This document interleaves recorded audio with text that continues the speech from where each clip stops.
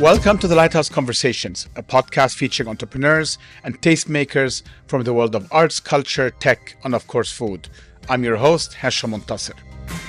If you're joining us for the first time, hit the follow button on your podcast player so you'll be alerted when we have a new episode, typically every second Thursday. You can also find all of our episodes on our website, thelighthouse.ee/podcast. They include some amazing guests like Daniel Boulud, Davide Nicola, Fadi Ghandour, Manal Ataya, Nada Debs. The list goes on. Today, I'm joined remotely by Mohamed Elshahed, a curator, historian, and the author of a fascinating book titled Cairo Since 1900, an Architectural Guide, which is the first comprehensive guide of its kind. Mohamed is a multifaceted talent and has, among other things, curated the exhibition Cairo Modern at the Center for Architecture in New York, the British Museum's Modern Egypt Project, as well as Egypt's winning pavilion at the 2018 London Design Biennale. He is also the winner of the 2021 Egypt State Award for Architecture Publication. When I'd last spoken to Mohamed, he was based in Los Angeles, and after getting on an early call, I felt, a bit of FOMO, frankly, learning that he's now based in Mexico City, one of my favorite cities in the world.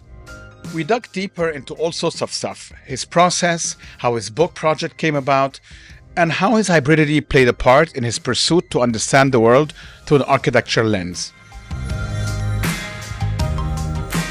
I'm going to just say this on the record that, once again, I'm not competitive at all, but see your background, completely dwarfs mine. فأنا بكرة هصحى الصبح and I have to do a complete redo. I'm going to be one of these guys that's going to superimpose. You have no idea. الباك دي كده عشوائي تماما يعني. لا. بتبقى أحلى. Look, I think good taste and good aesthetics, I think, go hand in hand with you and the kind of work you do. And I know it's late in Los Angeles. Thank you for taking the time. هي في نقطة مهمة. I'm not in Los Angeles. أنا عايش دلوقتي في Mexico. Oh, you're in Mexico. That's so much more fun. It's much more interesting. Screw Los Angeles. بالظبط كده. Then we're going to talk about that too, because that's so many parallels to Cairo as well. I'm so happy to hear this. بالظبط. I'm a huge fan of Mexico City. Really, I am. So fresh to hear this من حد مصري. مش قادر لا, you have no idea. I'm like obsessed with it. My business partner at the Lighthouse, Hani, was there a year ago or so. I hadn't been in a couple of years, and I'm dying to go back. It's such a sophisticated, vibrant, and interesting city. Yes, definitely. And it feels like if you believe it or not, if you scrub Cairo, you'll get Mexico City. This is why I'm here. This is actually why. Scrub version of Cairo. I love that. But بيصعب عليا نفسي قوي لما مثلا when someone from Egypt asks me in a kind of almost condescending way, like, why would you have the option to stay in the US and stay in Mexico? I want to tell them, you have no idea what you're talking about. No, there's no doubt about that. I am 100% with you on that. Exactly, no choice. I think, I wasn't going to start here, but let's start with this.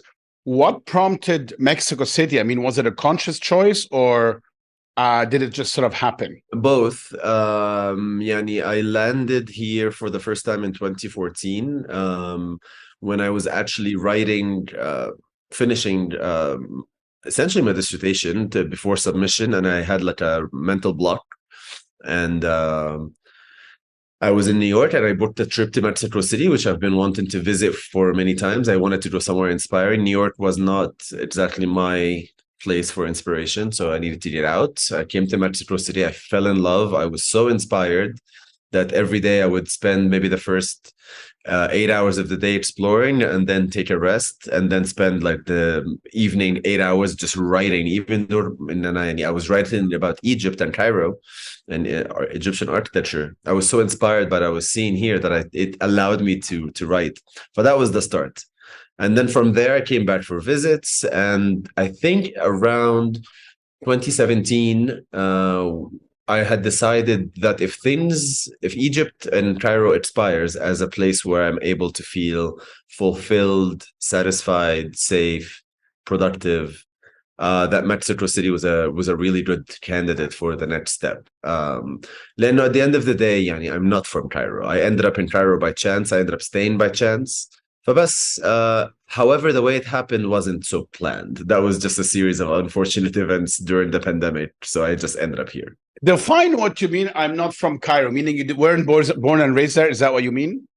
I'm born in Alexandria, Okay. but my most of my life essentially has been outside of Egypt. Yani, Mm, as just the way things are. I mean, you yourself, of course, live in Dubai, yeah. so there's an big Egyptian expatriate community or whatever immigrant community, however we like to call it in the Gulf. And my parents were part of this. Yeah. Where in the Gulf were your parents? So we were in Kuwait, and the things were fine. Everything was fine until the Gulf War, essentially, and then that really shifted things around, and we moved back to Egypt unplanned because of the war and what it did. 5 years later, we immigrated to the US. And then 15 years later, I went back to Egypt to live as an adult for the first time. So you've never really spent until then any time in Egypt. I'm asking this because it's going to inform a little bit our discussion. Yeah. So up until you went back, at what age were you then? So I guess I left 15 and it took another 15. So I must have been 30. Okay. And pre-15, did you spend any time there? Yeah, so 5 years from 1990 to 95, which are like honestly my most important like formative years. I always say I feel I'm very lucky that my childhood 0 to 10 were in Kuwait because the Gulf is a really good place to be a child. But I think it would have been, from my imagination at least then, not a great place to be a teenager. So I always thought that Alexandria was a great place to be a teenager in those formative years. The US, I don't have anything good to say about it. I mean, the early 90s were a very interesting time in Egypt. I mean, I left in 93. But I have to say, if I look at my late teenage years, early 20s, coming in and out, it was probably my best memories ever in so many ways. I mean, Egypt wasn't generally, I think, open enough for us as young kids to enjoy ourselves, feel free, and feel, and it still had a vibe and interest. I agree. I mean, I think of that time, the way family operated is, at least in my case, and what I observed, not just in my family, but just the neighborhood level, that everyone just operated differently. We spent time together differently. The holidays were different. The Ramadan was different in the 90s. I mean, obviously everything changes على طول, but it leaves a huge impression when you experience a certain kind of vibe during those years, the formative years, the teenage years, late teenage, early teenage.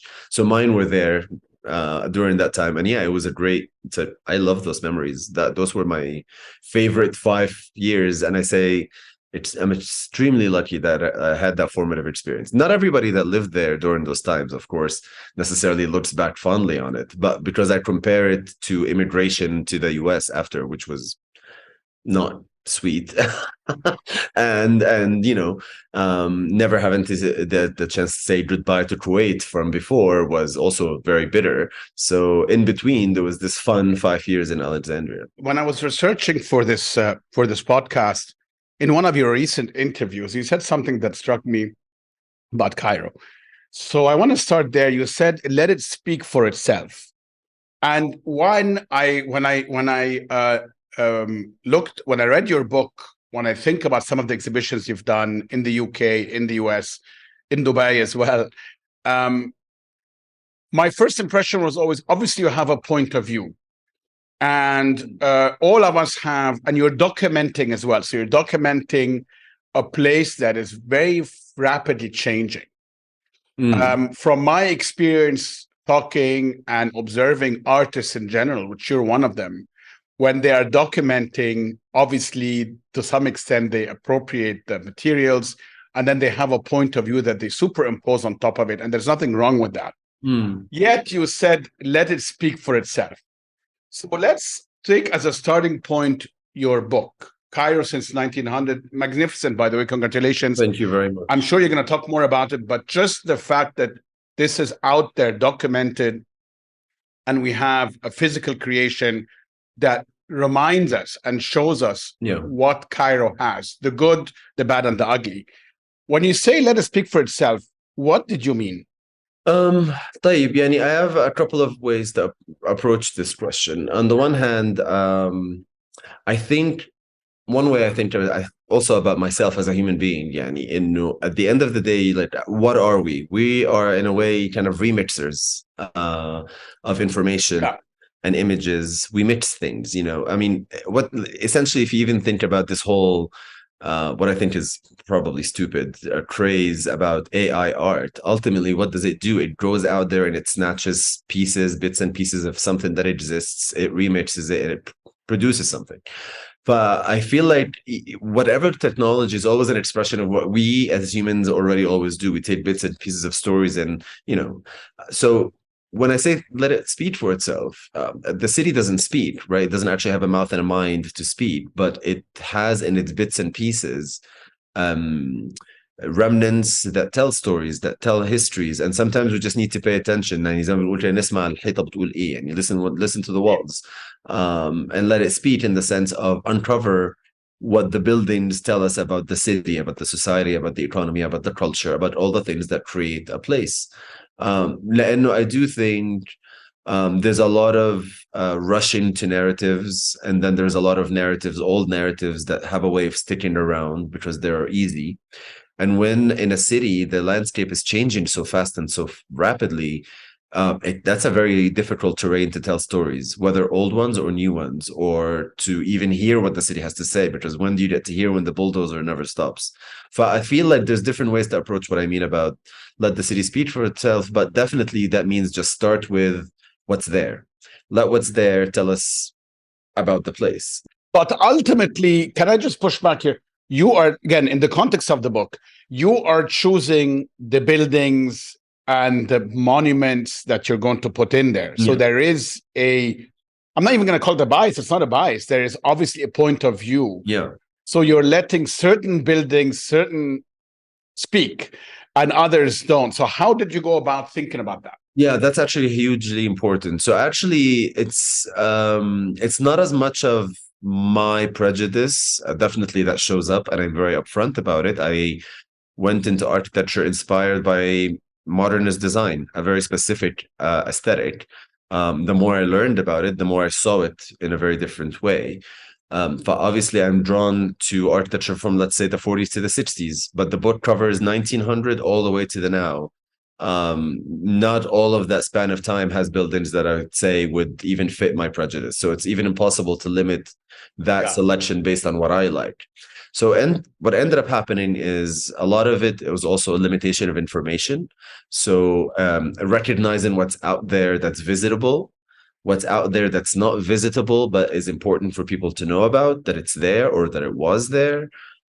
Important because I know something about it that I was able to read, because a lot of other things are important, but I have no idea because I've never been able to find the story. Nobody documented, nobody interviewed, nobody photographed.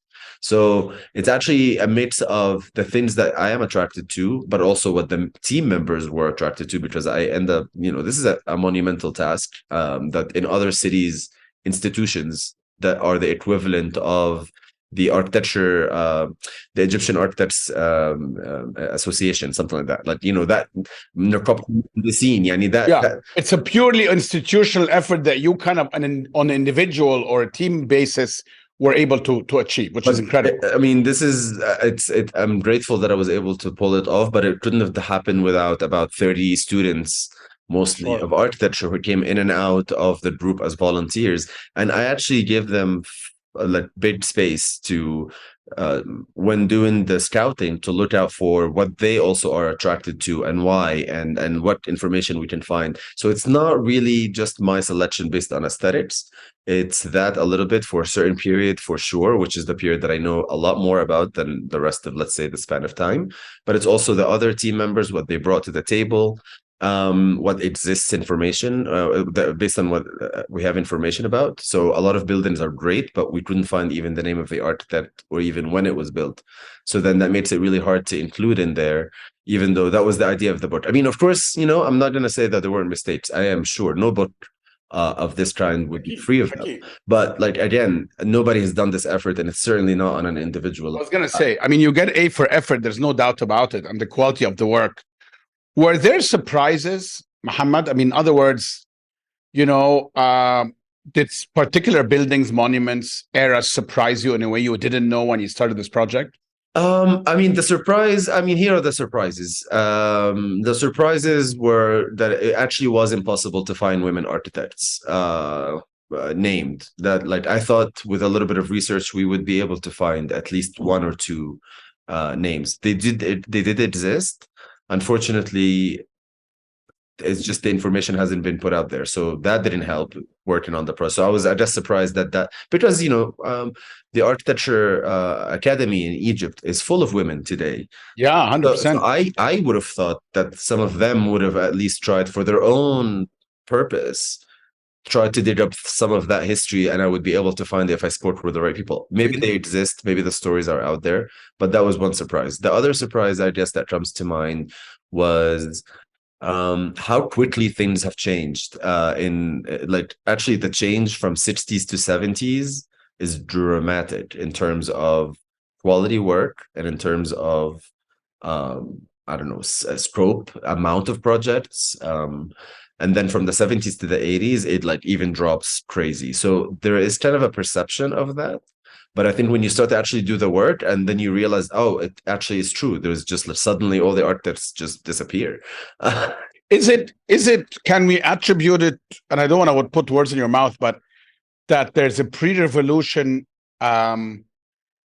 quality and level of architects that maybe started then kind of sliding off as the 60s closed off and you started getting the new era, the Infitah architects, all of that? Is that part of the story? It's a small part. I think part of what I tried to do in the book, but it actually shows up a lot more in my other book, which is in Arabic, which is based on my doctoral dissertation.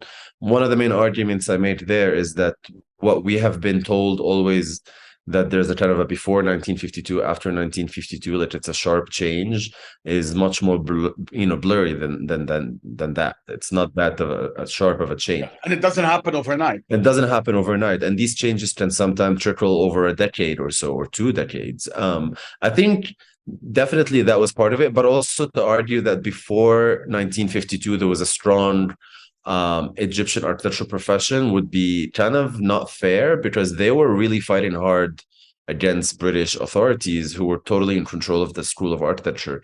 I mean, the first time Cairo University had an Egyptian dean of architecture was in 1946. That's really late, considering that the school had already been there for a couple of decades. So 1946 to 1952, that's a small span of time. So basically just barely when Egyptian architects started to hold the keys of their profession in Egypt, 52 happens, they get some jobs if they walked the line with whatever power wanted at the time. But then eventually the economy really collapsed. And I think this is what architecture reflects. Number one is economy. We can't think about buildings without economy. So I think the economic change from 60s to 70s and then getting more entrenched in the 80s is directly linked to architecture and its quality and how it changes. Last year, I also spoke to fellow bibliophile and one of my favorite people, Nadia Wasif, about how she found her narrative arc and why writing should not be used as a form of therapy. You'll find that episode linked in our show notes. When we come back, we'll talk to Mohamed about his magazine turned Instagram blog, Cairo Observer, and how he's looking to explore Mexico City as part of his writing. That's right after the short break.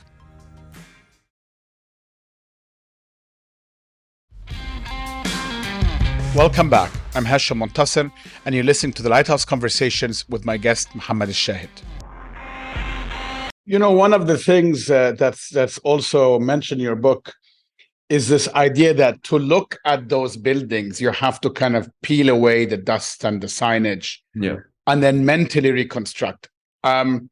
This reminded me many, many years ago when I was a student at university. I worked on a student guide on Cairo. Oh, nice. On Egypt, actually. And I was responsible for parts of it. It was another student called John Bentley. I still remember him fondly, and myself. And I chose all the places that I thought were cool and gave him all the places that I thought were difficult to access. Very Egyptian of me, but this is a different conversation. And, I basically had the old guide, and my job was to go to those places, monuments, restaurants, hotels, etc., and obviously reaffirm that whatever is in the book, when we still use books in book form, this is 1995, is valid. Anyway, I realized after a while that so much of it was a mental reconstruction. Always, I had to reimagine. How much, as you were walking through Cairo doing this, actually taking pictures, physically documenting, did you have to go into your head and imagine a different situation? So this is a challenge for me because I'm a very visual person, number one, and very visual with architecture and cities in general. I don't know where this came from. I suspect, yani, that's a different question, so let's leave it aside. But yani, I navigate, I guess, a city very. Don't tell us about your suspicion. That's perfectly fine. Well, let's get to it. But yani, I'm trying to find the right way to tackle this one because my imagination is definitely thriving. I just sometimes have to keep it to myself because it gets me in trouble. Sometimes oversharing, it's not very good. Yeah. Also, sometimes assuming that others see things the way you do is a huge mistake that most of us make. I always say when two people walk down the street, we assume that we're experiencing the same reality. That is absolutely not the case because each one of us comes from a different history, has different prejudice. I like trees, you don't like trees. I notice balconies, you don't notice balconies. You notice dog poop on the sidewalk, I notice the plants.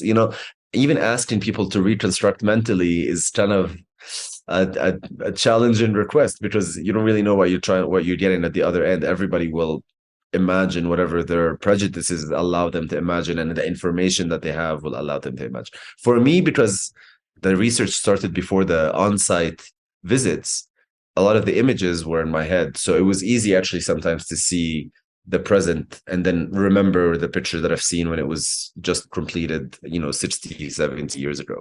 So that kind of reconstruction on site can happen right away, but not everyone saw the old picture. And that's what I try to do in the guide is I know that you will grow maybe if you're able to see the building, if it exists on site.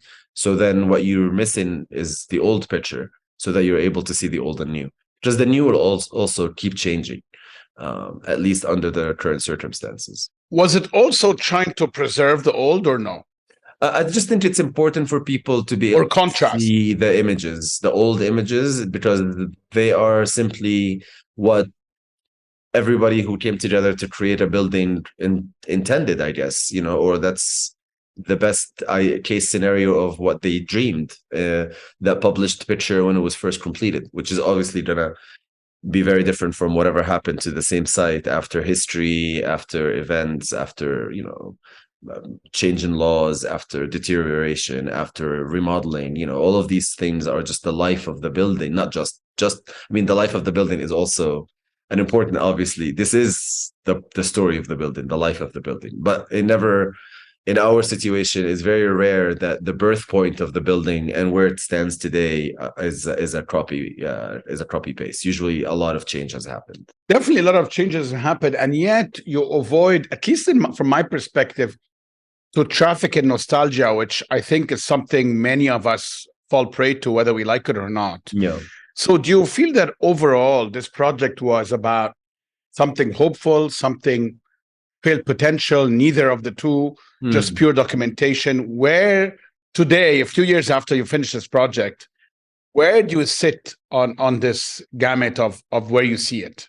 I mean, obviously the book is more factually oriented anyway, but even the preface, even the whole project doesn't feel to me like, look at the disarray now versus it doesn't have that feeling. That's not, I don't, because I feel like a lot of people use that narrative already, and maybe that's they definitely do for me at the time anyway. But كمان حسيت إنه my take on nostalgia is it's the past minus information.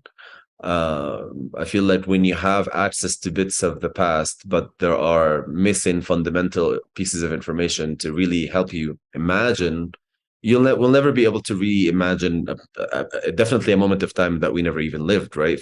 It's always going to be a reconstruction of the bits and pieces of details that we have. If we only have an image of a postcard, That's very little information in some way. Of course, it's also not very, very little because a picture is a lot. But if you have the picture of the postcard with more information about who published it, who took the picture, where is the place, what's it like today, and then some more context, suddenly I think you go from nostalgia to history.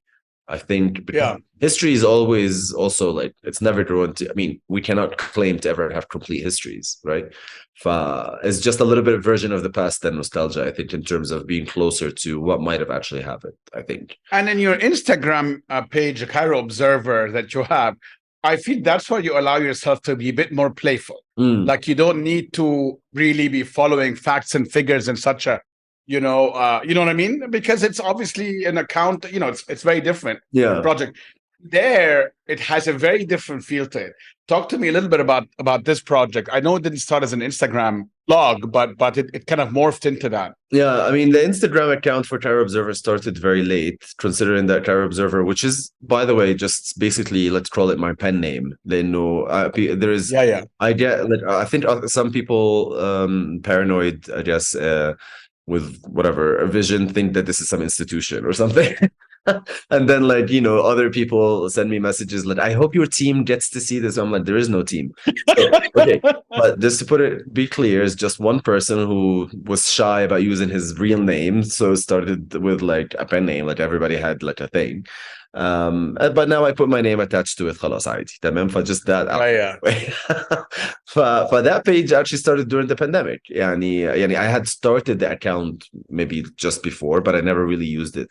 But when the pandemic happened, and I had plenty of time and a lot of uncertainty and confusion, I like to keep my mind going, and I really love the material that I have access to and that I look forward to learning more about. It's great. I love this stuff. I mean, this is passion. I mean, I think also it's important to say that everything I'm doing is kind of something I'm passionate about. I think if I had a different approach to life, I probably would have been, more richer, more stable, like all of these things, right? But that's not me. For part of the reason I actually did this page while the pandemic was happening in that situation was, I think, the best evidence that this is just stuff that I love.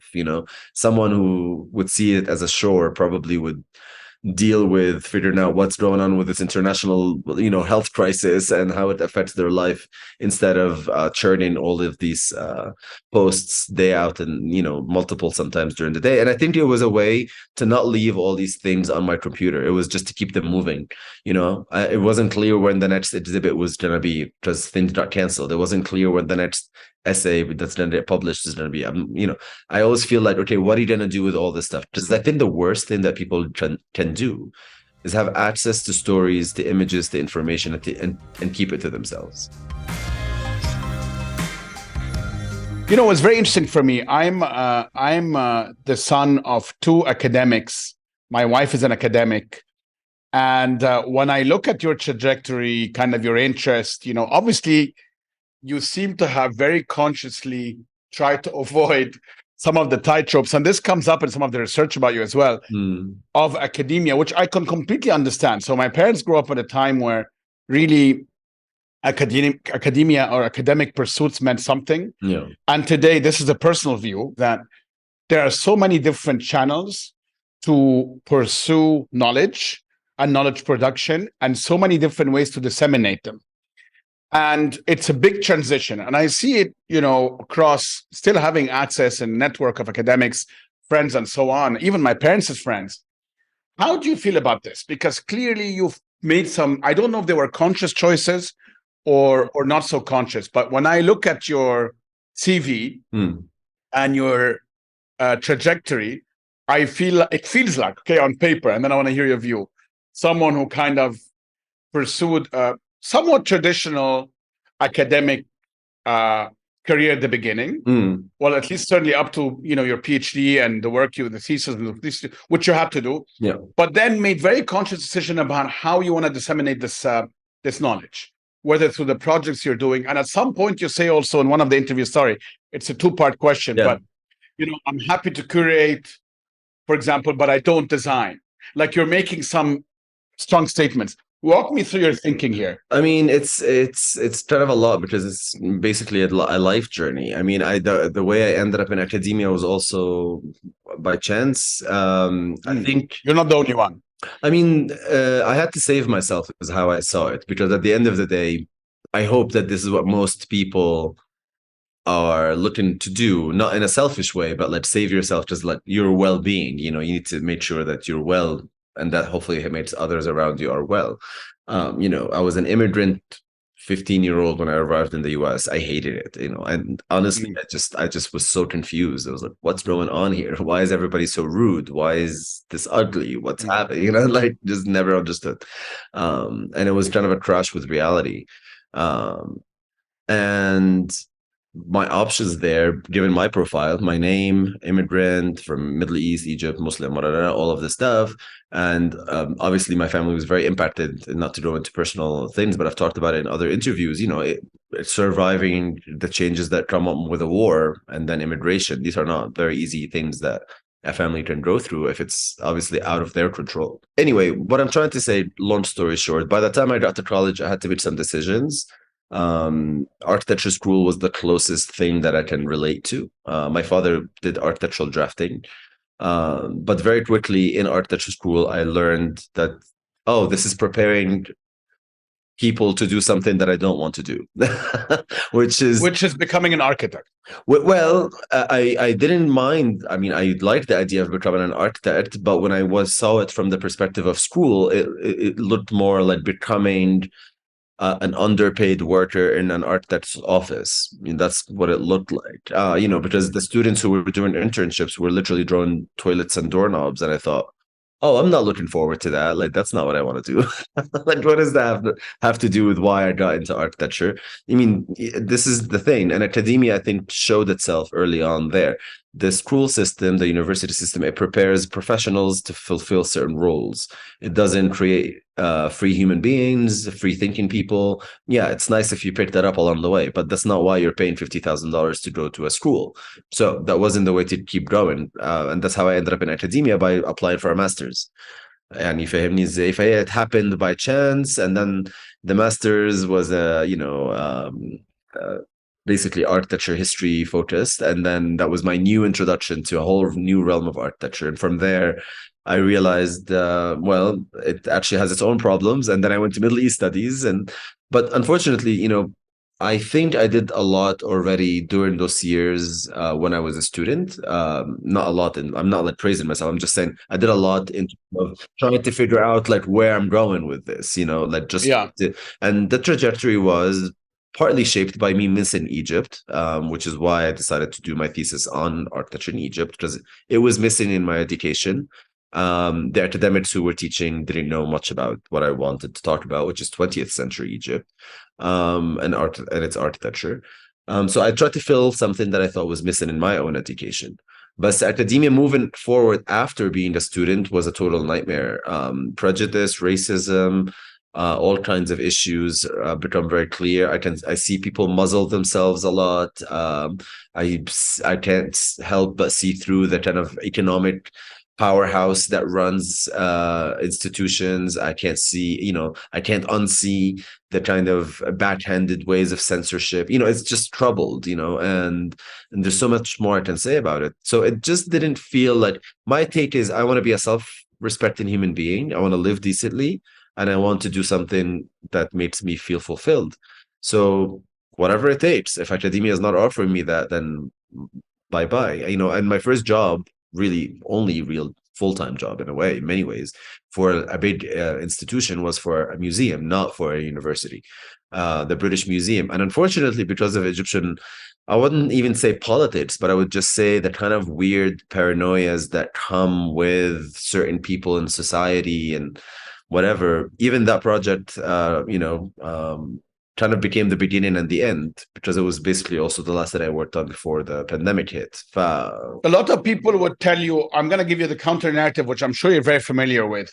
Well, it gives you a platform, very difficult to do on your own.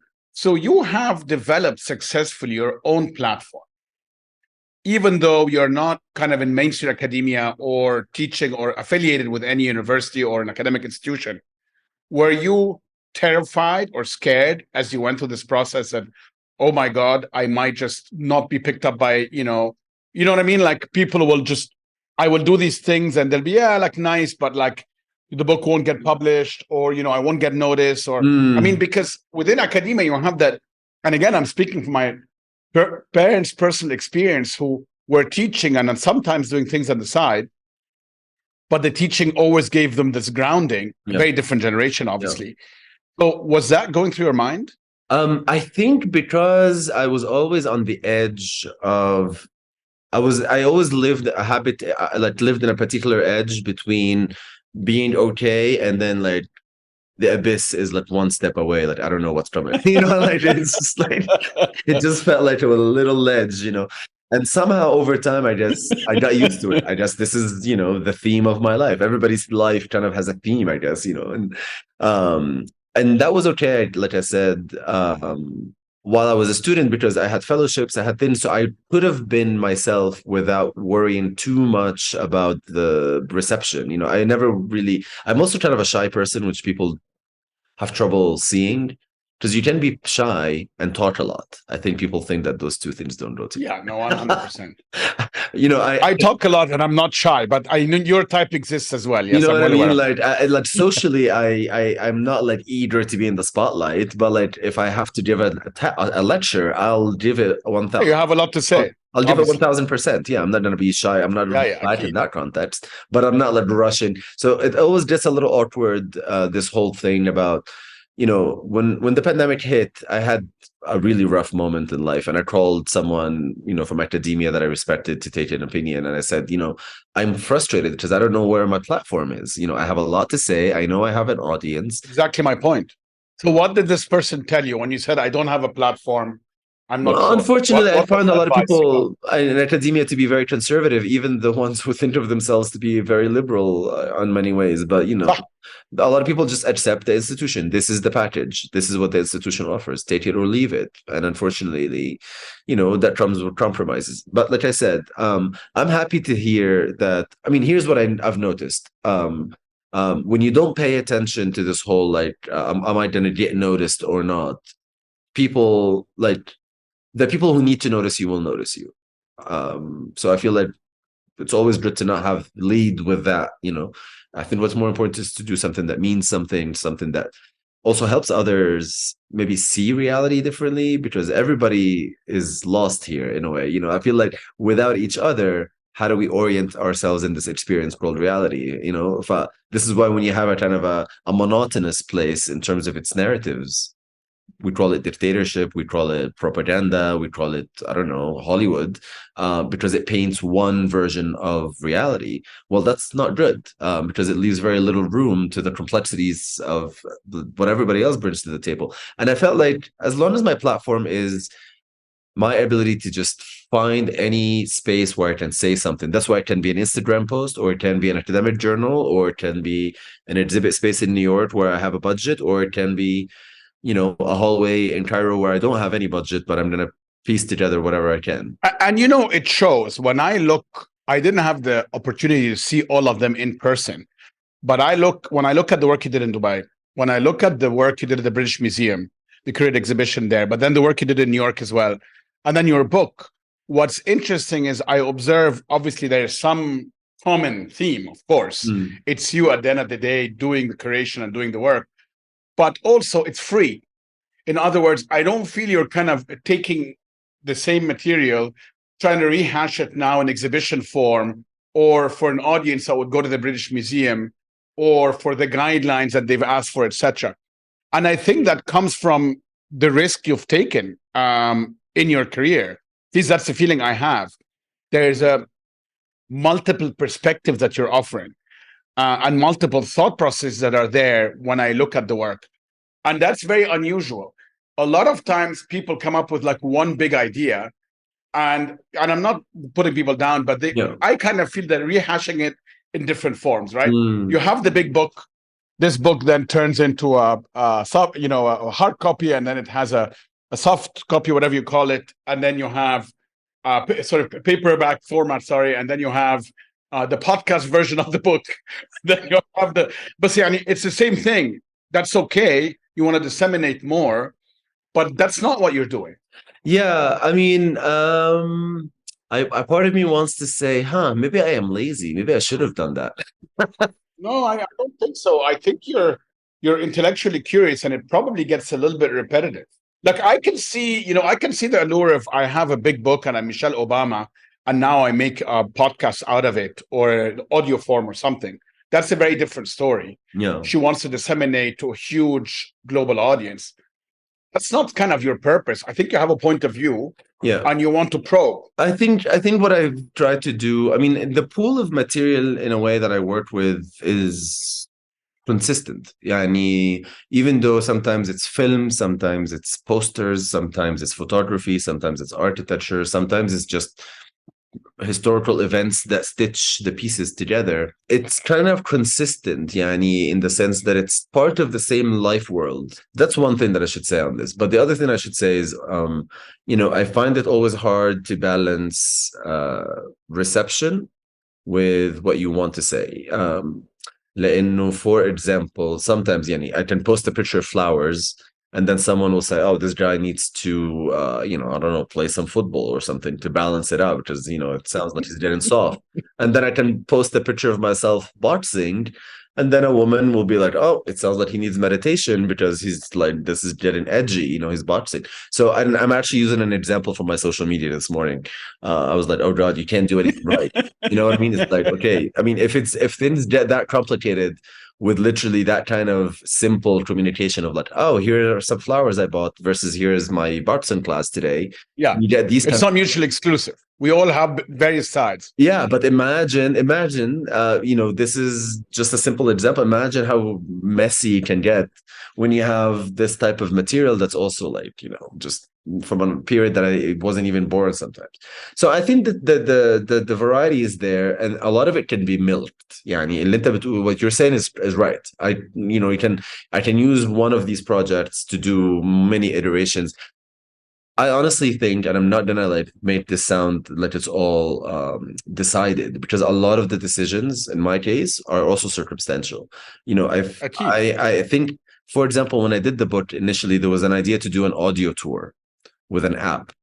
And I was excited about it. But again, when life and circumstances change too fast, then you start to prioritize and say, well, I guess I already did the book. Maybe the app is not the most important right now if my survival is on the line, which was actually the case at some point. So projects like that are like offshoots or that give an existing project another life, almost are a luxury in my case. I would say, I think if certain things were in place, I probably would have done this. I don't think it's a bad thing, but I do think ideas need to bring the next one before we get stuck in one. It's easy to get stuck. Are you working on something specific right now? Wallahi, if I tell you the list, either you'll think I'm crazy or either no, I'm just joking. No, I don't think you're crazy. No, I was, I guess, thinking in my head about whether being in Mexico City, and we talked earlier the parallels between Cairo and Mexico City, whether this has inspired any particular direction. So I have a few, let's say, I have a few backed up projects that I haven't had the chance to let out of my system, but they belong, let's say, to old me. That I think I would definitely still want to get them out as fast as possible. Probably will do my best this year, as I hope life is getting stable a little bit, because it hasn't been in the last few years. Moving to Mexico came with a lot of tumultuous events in the world and in my personal life. And so, of course, work and production was affected. I haven't had access to my own books and library since I left Cairo. They're still there in boxes, just complications over getting them here. So part of what I have on my to-do list are definitely projects that feel like belong to pre-Mexico City Mohammed. And now that I'm here,